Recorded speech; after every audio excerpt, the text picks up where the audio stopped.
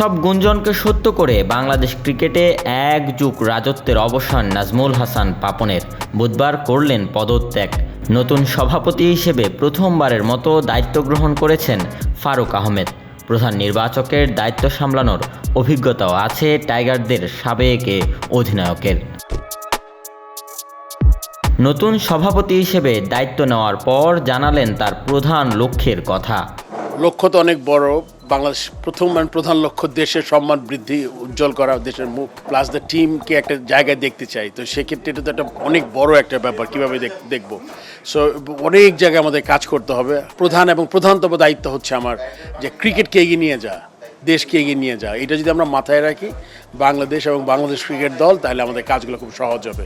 ক্রিকেটারদেরকে দেশের জন্য খেলার আহ্বান জানিয়েছেন ফারুক আহমেদ। তিনি মনে করেন মাঠের 11 জনের সবাইকে লাল সবুজের জন্য প্রতিযোগিতা করতে হবে, তবেই আসবে সফলতা। ফারুক আহমেদ 1993 থেকে 94 মৌসুমে ছিলেন বাংলাদেশ দলের অধিনায়ক। খেলোয়াড়ি জীবনে অলরাউন্ডার হলেও ব্যাটিংয়ের জন্যই ছিলেন বেশি পরিচিত। দেশের জার্সিতে তাকে শেষবারের মতো দেখা গেছে 1999 বিশ্বকাপে।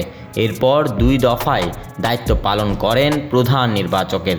গুরুত্বপূর্ণ ভূমিকা রাখেন বাংলাদেশ ক্রিকেটকে তার চূড়ান্ত পর্যায়ে পৌঁছাতে। 2015 বিশ্বকাপে বাংলাদেশ দলের সাফল্যের পেছনে তার অবদান ছিল উল্লেখযোগ্য। যদিও 2016 সালে নির্বাচকের পদ থেকে পদত্যাগ করেন তিনি। এবার ফিরলেন বিসিবির সভাপতি হয়ে। Desk report, news 9 sports.